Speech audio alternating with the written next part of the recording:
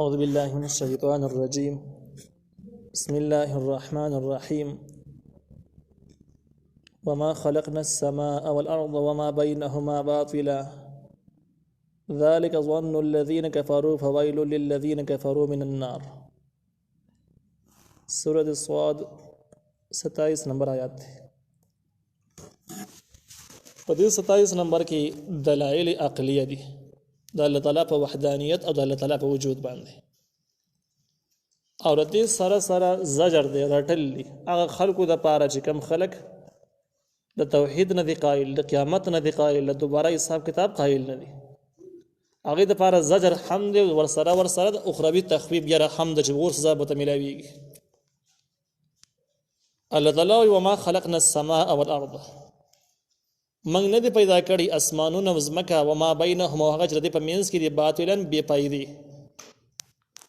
من د سینه د کړي ځمکه او اسمانونه دومره کائنات هم پیدا کړی د وسه پیدا هم نه، اس غرض مقصد هم نه، بلکې پایدې شته. او هغه پایدې دا چې خلق د دې کائناتونو د الله تعالی په وجود باندې دلیل ونیسي، د الله تعالی په وحدانیت باندې دلیل ونیسي چې دا الله کړی دی، دې لپاره پیدا کړی دی. اوس کوم خلک توحید نه دی قائل، الله تعالی د دین او د نظام نه دی قائل،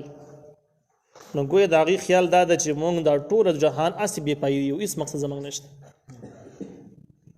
خو دغه عقیده چې دا نو الله تعالی وایي ذلک ظن الذین کفروا، دا ګمان د هغه کسانو ده چې کافران دي. کوم خلک چې کافران دي په دې خطایي کې اخته دي،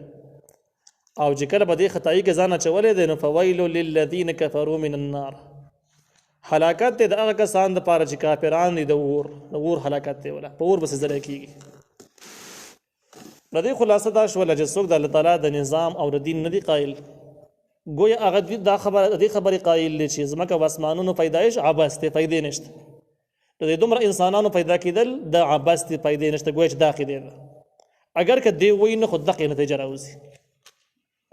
چې کله دا عقیده جوړه شوله چې ځمکه او اسمانونه کائنات الله تعالی هسې بې پیدې پیدا کړي، داسې عقیده جوړه شوله، نو دا عقیده بعینه کفر دی. او چې څوک کم خلک چې کافر نو الله تعالی په غور باندې سیزي. د خلاصه شو د دې عقیدې سره سم یو بله خبره منل هم په سر باندې راځي. څوک وایي چې کائنات او نظام د دې خبرې دپاره الله نه دی پیدا کړی چې انسانان پکې د الله نظام عملي کړي، او دی عبث پیدا کړي دي، نو دې څه به دا خبره هم ذهن ته بیا راځي، دا خبره به هم ته لازم منې چې بیا د مؤمنانو د مجرمانو یو حالت شو، یو شانته کې شو. څنګه یو حالت شو؟ یعنی ته به دا عقیده پیدا کړي چې یاره کائنات عبث شو، بې پایدې شو، انسان بس عمل باندې مکلف نه دی، اسې پالتو پیدا شوی دی، څه پیدا د سره شته دی نه، دین او د نظام دپاره ګنې نه دی، نو بیا به یې دا نتیجه راوځي چې قیامت نشته.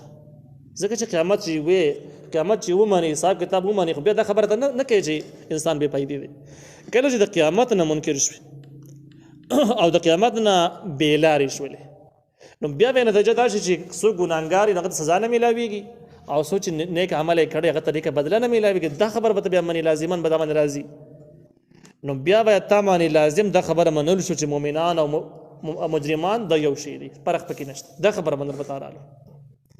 نو داسې ووایه چې څوک د الله تعالی د دین او د نظام قایل نه دي، نو هغوی د څو خرابو کې نوره مخته شو، اټومیټک اخته شو. یو به دې غلطۍ کې اخته شو چې کائنات او پیدایش یې عبث وګاڼو،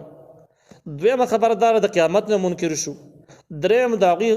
هغوی په دې خطایي کې پرېوتل چې مؤمنان او مجرمان یو شانته به یو ته لمانې تلي، یو شانته یې ګڼي. دا دومره خرابۍ چې په چا کې راجمع شي، دا سوچه کافر او کافر دپاره ځای جهنم دی. نو الله تعالی وایي ام نجعل الذین آمنوا، آیا موږ ګرځوو هغه کسان چې ایمان راوړل دي، وعملوا الصالحات، او عمل کوي نیک، صالح عمل هغې ته ویل کېږي د شریعت موافق، کالمفسدین فی الارض، په شان د ورانکارو په ځمکه کې. مفسد فسادګر، فساد څه ته ویل کېږي؟ نو همدغه تشریح موږ مخکې کړې ده چې د انسان دوه غټ مقصدونه دي، یو دنیا سهولیات را جمع کول ځان ته د ښه ژوند دپاره، او بل دین باندې عمل کول د الله رضا حاصلولو دپاره. دا د انسان د ژوند سفر دی. نو کم څوک چې د انسان په ژوند کې، د انسان په زندګۍ کې رکاوټونه پیدا کوي، مشکلات پیدا کوي، د ژوند د خطرو کړاوونو سره مخامخ کوي، دا هم مفسد دی په دنیوي لیول باندې. او هغه سړی چې د دین دشمني او انسان د بېلارې کولو ګمراه کولو دپاره ذرایع پیدا کوي، آخرت نه محرومه کوي، نو دا هم مفسد دی په اعتبار د آخرت سره. نو کم خلک چې مفسدین دي ورانکارې خلک دي، په دواړو لیول باندې واخله، زما کې ورانکاری کوي نو الله تعالی آیات دوان یو شانت کړي نیک خلک او بد خلک یو شانت کړي ته موږ دسی کوو نو دسی خو سره ممکن نه ده ام نجعل المتقین کالفجار ای موږ ګرځو پرهیزګاران خلک په شان د نافرمانو باندې په تعالی باندې به یو شانت به کوو دته استفهام انکاریه و یعنی دسی کار موږ د سره نه کوو چې ورانکار خلک او نیک خلک یو شانت شي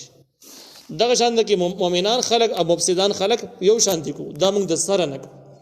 دا سره سره نه کوو نو خلاصې دار وته چې الله تعالی د یو دین او نظام د پر انسان پیدا کړی دی او انسان ژوند هم به پایدي عباس نه دی او د کائنات هم عباس او به پایدي نه دی د خلاصه راوته دې ځکه کې دا عقیده منل به هر چا باندې لازمي دي چې د متقی او د نیکو خلکو سره انسان معاملات رویه په جدا انداز باندې پاجران مفسدانو سره رویه په جدا انداز باندې د مفسدانو سره رویه کول په دوی قانون کې چې کم تاسو مسوتن نوای بده کې مستقیل مونږ الله تعالی سره هرش په اقرار کو وعده وسره کو چې نخلعو ونترکو مې يبجروک هغه سړی د موږ همیشه د پاره جدا کیږي بدل کې به نه یو ملګرتیا کې به نه یو په ایسته کې به نه یو او دغه سړی به پریدو مې يبجرو جستانه فرمانه کې خپل رب ته وجستانه فرمانه سوک هغه سړی چې د دنیا په لحاظ باندې په دنیا کې په ګناهونو کې په جرمونو کې د اسلام په دشمنۍ کې یخته دي داغه د موږ پابندي نشته داغه شکل اسلامي نه دی د هغه عقیده اسلامي نه ده د اسلامي نظام قائل نه دی نو موږ دغه خلکو باره کې دا وعده ده چې بس نخلو او نترکو مې يبجرک او دلته همدغه مضمون د ام نجعل المتقین کالفجار آیا موږ ګرځو پرهیزګاران خلک په شان د نافرمانو باندې یعنی موږ دسی کو غني نو چې الله د سینه کوي نو په انسانانو لازم ده چې دغه شان د کی نظام جوړ کړي پاتې چې دوستانی په اړه کې نو الولاء والبراء من الايمان د باره د حدیث مستقل بابونه دي چې د الله تعالی د رضا د پاره د چا سره محبت ساتل جدا نیک سړی او دین باندې عمل کوي او د الله تعالی د رضا د پاره د چانه لار بیلول بایکاټ کول چې ګناګار دی بد عمل دی دا من الايمان د ایمان مستقله حصہ ده کتاب دی انزلناه چې موږ نازل کړی د الیک ته پیغمبره دې څنګه نه پورې د زدی کافرانو بحثونه وش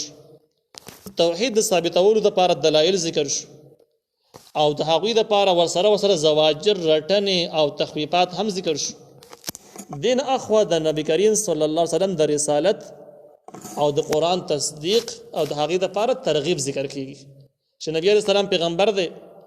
واقعي پیغمبر دی قران واقعي آسماني کتاب دی او دغه سره د خلکو مینه پیدا کول چې دا زده کول عملي کول ضروری دي نو الله تعالی وی کتاب دی انزلناه چې موږ نظر کړی دی الیک ته پیغمبره مبارکون برکتی دی دا معنی مکه شوی دی برکت دی ته ویل کیږي چې لګي کار پیډر کیږي قران هم د کتاب دی چې په کوم ځای کې تلاوت کیږي هغه ځای کې چې کم سيزونه انسان الله ور کړی دی یې بلګ برکت پیسې وای سوچ به عمل کې سوچ چې تلاوت کې هغه به عمر به لګي خو کارونه به ډیر دی ډیر برکات به کی 150 به کی دنیا لپاره 150 د آخرت لپاره به کولې شي پکې دغه شان د اجر په اعتبار سره هم دغه سیدا چې یو حرف لس نیکو باندې لس نیکی به حاصلېږي دا ټول د برکت ترجمه دي لیدبروا دې د پاره داخله فکر وکي آیات د الله تعالی په آیاتونو کې قران د نازلېدل یو حکمت دا چې خلک په آیاتونو کې فکر وکي ولذکروا خامخ نصیحت قبول کې په قران کې اول الالباب خوندان د عقلونو ته قران دوه حکمتونه ذکر کړی دی یو دا چې په دې کې دا سوچ فکر د فاره دی چې خلک به سوچ فکر وکړي او دویمه دا چې هغه نه بعد خپل عقیده مضبوط کړي او دویمه دا چې هغه عقل کم خلک چې عقل مند دغه نصيحت قبول کړي د دین اندازه لګي چې کم خلک قران نه باغیان دي نه قران مني نه په عمل کوي نه زده کوي دا خلک عقل مند نه دي اول الالباب د سره نه دي ځکه د اول الالباب علامات دا چې د قران نه نصيحت قبلي نصيحت به اخلي او کم خلک د قران نصيحت اخري نو د خلک بیوقفان نه دي دا خبره دینه اشارتن معلومیږي دې ته دلالت النص ویل کېږي د اصول په اصطلاح کې وهبنا لداود سليمان من ورکړی او داود علیه السلام ته سليمان علیه السلام څه مطلب سليمان علیه السلام الله تعالی داود علیه السلام ته د اولاد په شکل کې ورکو د زوی دی سليمان علیه السلام یې زوی دی داود علیه السلام یې پلار دی ځکه داود علیه السلام د دین لپاره ډېر ډېر قرباني شته دي ډېر کارنامې شته دي دغه عبادت اذکار مخکې تاسو وخت واوریدل نو بدغه احسانات کې الله تعالی یو نیک صالح زوی ورکو چې سليمان علیه السلام د الله پیغمبر دی نعم العبد ډېر ښه بنده دی انه اواب یقینا دا سليمان عليه السلام ډیر زیات توجه کوونکی او خپل رب ته، اواب ډیر زیات رجوع کوونکی توجه کوونکی خپل رب ته، په خپل رب باندې ډیر زیات نظر ساتو، د هغه تابعداري کې به هر ټیم چې کم دی د ذهن حاضر وو. دا واقعي هم دې لپاره ذکر کیږي چې پیغمبران، بزرگان او لوی لوی خلکو د الله تعالی سره څومره په وفاداري کړله، څومره د دین باندې پابند او کلک پاتې شوي دي. هم دغه وجه د مرتبه بلند دي او دا ټول خلک الله ته محتاج او ذکر تابعدار وو. دغه د خدای تعالی صفاتونه نه موجود. اذ عرض عليه بالعشي الصافنات الجياد، په هغه وخت چې پیش شو د سليمان عليه السلام ته بالعشي په وخت بیګا کې. بیګا چې کوم د امام نووي رحمه الله لیکي چې د مسبقین مونږ کله وکي هغه نه والا مازیګر پورې د مازیګر مونږ څخه ادا شي دین اخو بیګا شروع شو. د مازیګر نه خو مقام پر دام بیګا دی، د مقام نه والا ماسوتانه پورې دام بیګا دی، د نیمه شپې پورې بیګا شماريږي. او چې نیمه شپه واوړي بیا اذان وشي سحر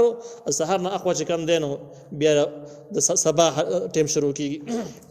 دغه سبا چې کم دی تقریبا د زواله پورې جاری اسکارو په اعتبار سره په دې کې د اسکار کول شي. نو سليمان عليه السلام ته په بیګا کې یعنی د مازیګر په ټیم کې او خان پیش اسونه پیش الصافینات الجیاد او اسونه قیمتي اسونه ته پیش. دا د سیاسونه او غټ غټ او صحتمن او خيار او د جهاد لپاره تربیت شوی نو جیاد اسونه کرا یعنی خ صافینات اسونه ته وی جهاد کرا ته وی قیمتي اسونه ته ویل کیږي چې هغه کې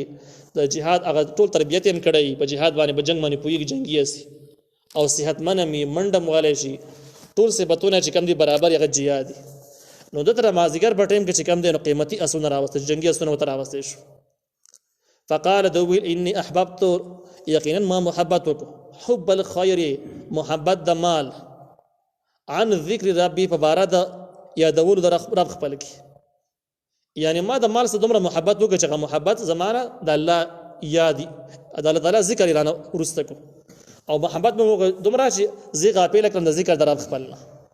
حتی در هغه پورې توارت بالحجاب چې پړ شو نور په پرده کې نور ډوب شو یعنی پریوت. فقال دویل انی یقینا ز احببت ما محبت کړل حب الخير محبت د مال عن ذکر ربي او زیغه بل کلم د ذکر د رب خپلنا یعنی مزرانه پاتې شو حتی تر هغه پورې توارت بالحجاب چې د انور پناشه په پرده کې. ردو حاول واپس کې دا سونه علی مات واپس راولای په توفیقه دا شروع شو مسحم بالسوق والاعناق چې وهلې د دې سټونه او بالسوق د دې پندای والاعناق او د دې سټونه دی ورلګول د دې دا خو د دې څنګه په لفظ ترجمه شو. د واقع خلاصه څنګه ده او پورا وضاحت یې څه دی دې باندې خو سړی د یو دم نه پوهیږي. د دې وضاحت دا ده چې کوم امام ابن کثیر رحمه الله غوند کوي لوی مفسر کړی دی او هغه په تایید کې یو حدیث مبارک هم شته دی کوم چې ډېر مستند کتابونو په خصوصا سندونو سره نقل کړی دی. د هغه په حواله سره د امام ابن کثیر د تفسیر مطابق د دې معنی ده چې د مازیګر ټیم کې د اسونه راوستل شو دغه اسونه قیمتي اسونه ډیر هغه د غاسونو ماینه کوله چې د جهاد د لپاره پیټ ټیکه پیټ نه دی په دې ماینه کې د په ماینه کې لګیا د نور پریوت او مازیګر مزونه شو یادار چې د فرض مزلاړو نو فرض مونږ چې کله په یره سره لاړ شي فکر نه پر سره انسان ګناګاری نه خو دومره د پیغمبرانو لوی شان د سید چاغي مناسب نه غني هغه ځان د لپاره د کارخنه غني چې په یره سره د مزخزا شي. نو بس دا خپه شو چې ګورم موږ میکاو یا نپلی موږ یا پرزي موږ هر څه چو خبره دوه احتمالات پکې شته ځکه چې قرآن او حدیث پکې وضاحت نه دی کړی چې کوم موږ نو بس خپه شو چې دا خو غلط کار ما وکړو ته دې اسونو سره محبت وکړو زمانه د الله تعالی یاد رانه یې کړ. نو بس اعلان یې وکړ چې د غاسونه بیرته راوړي چې بیرته رااله نو فتوبقه مسحم بالسوق والاعناق اولی د دوی سټونه کړل دغه نه بعد ول پندای کړل څه مطلب اولی علال کړو بي ټک ټوکړو خیراتي کړو صدقه کړو. دا کار چې کم دی نو په هغه سليمان عليه السلام په دین او په شریعت کې اسونه ذبح کول او خوړل د دسي ونته کې ول کې بده امت کې بده شریعت کې شي سره غړي بزنس ذبح کې خیراتي کې غواګانی حلال کې خیراتي کې میخي حلال کې خیراتي کې صدقه کې د څه بغه زمانه کې اسونه خوړل جایز او صدقه شو. دا کار دې د پاره وکړي چې خپل ځان له یو تنبیه ورکول او دا ښه طریقه ده چې بس معمولی کوتای سړی نه وشي سره ځان له سزا ورکړي یو داسې انداز باندې چې بیا د سیب نه کوم او ځان سزا کی یو جایز کار چې کنه جایز چیز استعمال پرې دي د دې په حدیثو کې هم مثالونه موجود دي. نبی عليه السلام ته صدر راوړی شو، جهیم نوم یو صحابي دی تقریبا، هغه راوړو او د صدر دله ورکړو، قیمتي صدر او ډېر خسته خسته ګورونه لګېدلي. نبی عليه السلام موږ وکړو، موږ نه بعد راوړو د عائشې رضی الله عنها خبره والا کو، ورته ویل دغه صحابي ته بیرته ولګي واپس کوي. ولی بس موږ میکا په دې ګورونه می نظر شو، دې ته مې پام شو، پوره راړه توجه ګډه وډه کړه، بس دا نه استعمال ځان سزا ورکړه، دغه څه واپس کړه. دا شان کې طلحه نوم یو صحابي دی چې د خپل باغ کې منځ کاو، یو مرغه راغی بس پرېغونو کې لار بر کېدو، قیمتي غونډه کې مرغه ښکارېدو، د په کې لږ غونډه کې د سوچ هغې ته لاړ او په دغه عوض کې غوڼ باغ یې خیراتي کو چې بس بیا د باغ ته منظر هم نه راځم، الله په لار کې ورکوم. دا یو داسې طریقه شوله. په دې کې لږ سوالات شته. څوک وایي چې دا خو پیغمبر او اسونه خو مال دی، څنګه مالونه ضایع کول؟ جواب د هغې تفسیر ما په قرآن ذکر کړی دی چې سیب د مال د اسونه خپلو ذاتي او د بیت المال نه او موږ ویل صدقه کې د خیراتي کړو، په خلکو باندې وخوړل، نو دې کې څه ګناه نشته دی. داسې نه وجه کې مړی کړل ویرته ول، داسې خو نه ده. دا د امام ابن کثیر رحمه الله د تفسیر مطابق مسله شو. دې کې دویم روایت چې کوم دی د عبد الله ابن عباس رضی الله عنه هم نقل لري، بل تفسیر هغه ویل دې بل معنا ده، داسې معنا نه ده. دی وایي چې اصل کې دته اسونه راوستل شو، قیمتي اسونه، جنگي اسونه، د یې معاینه وکړله او ډېر خوښ شو او بس ټیک د بوی اسونه یې بوتلی شو، لږ ساعت چې وشو واپس یې راولی، بیا ورته راوستی شو، اسونه واپس راغله. نو دی ولګېد او د دغې اسونو پنډو باندې لاس راښکولو، په څټونو یې ولې لاس راښکو د محبت دپاره، د ډېر مینې د وجې نه. نو په دې کې څه سوال رانغی، هېڅ اعتراضات پکې نشته او دا تفسیر ورسره سمون هم خوري. نو داسې عبدالله ابن عباس رضی الله عنه داسې معنا کوي چې دته اذ عرض علیه بالعشی صافنات الجیاد، کله چې پیش دته اسونه کره قیمتي، فقال دوول اني احببت حب الخير، یقینا ما محبت کو محبت د مال، عن ذکر ربي د وجه د ذکر د رب خپلنا، یعنی ما د خپل رب ډیر ګران دی، هغه د وجه د اسونو سم مینا وکړه. دا عن ذکر کې به عن سبب شي، سبب په معنا سره شي، په سبب د یادولو د رب خپل، ان دا جهادي اسونه دي، جهاد ډیر لوی عبادت دی، د هغه د وجه نه د اسونو سره مینا وکړه، دا معنی شو. په دې کې د غفلت ما به د عن په معنا د غفلت سره ناراضي او بیا حتی توارد بالحجاب، تر دې چې پناه شو د اسونه د پردې نه، کم کس چې راوستي هغه د یو پردې نه پناه کړ بویل بل چرته بوتل. نو دا ورته ویل چې ردوها واپس کوي دغه اسونو لره علی مات، فتفیقان دا شروع شو مسحم بالسوق والاعناق، چې سولول یې لاسې پرې راښکودو د هغې په سټونو او د هغې په پنډو باندې. دا عبدالله ابن عباس رضی الله عنه ترجمه ده او دا معنی هم سمون خوري سره لري، خبره نه ده چې دا مطلب یې. په دې کې دریم قول داسې دی چې هغه تفسیر روح المانی مسترد کړی دی. هغه وایي یو قول پکې داسې دی چې سلیمان علیه السلام ته د اسونه پیش شو، د دې نه وروسته سلیمان علیه السلام د هغې معاینه کوله، د معاینه کې نور پرېوته، چې پرېوتو نو ده وویل چې احببت حب الخیر عن ذکر ربي، ما محبت وکړو محبت د مال چې زه غافله کړم د ذکر د رب خپل نه، حتی توارد بالحجاب، تر دې چې د انور پناه شو په پرده کې. نو ده وویل چې ردوها د انور راته راواپس کوي، یعنی پرشتو ته وویلو الله نه سوال وکړو چې د انور راته راواپس کوي چې بېرته مازدیګر شي، مازدیګر راته راولي. نو مازدیګر یې ورته راوست، چې مازدیګر یې راوست د مازدیګر لمونځ وکړو او د هغې نه بعد په طبقه مسحم بالسوق والاعناق، د اسونو پنډۍ او د هغې سټونو باندې لاس راښکودو، محبت یې ورسره وکړو. تفسیر روح المانی وایي دا معنا چې دغه لري معلومېږي، دا عقل نه لري معلومېږي. څنګه عقل نه داسې لرې نه ده چې الله تعالی په دې باندې قادر نه و نور یې واپس کولی نه شو، الله تعالی ښه کولی شو، لیکن د دې واقع په قرآن او حدیثو کې تایید یې سره نشته، هېڅ تایید یې نشته. یو توکلي غوندې خبره شو چې توکلي شو، نو دا قول چې د صحیح قول نشو، مضبوط قول نشو، زیات راجح اولنی قول شو کوم چې امام ابن کثیر نقل کړل، ځکه په تایید کې صحیح حدیث موجود دی او دا بل هم احتمال خوري چې کېدای شي دای کوم چې د عبدالله ابن عباس قول دی، قدام رئیس المفسرین لوی صحابي دی، لوی سړی دی.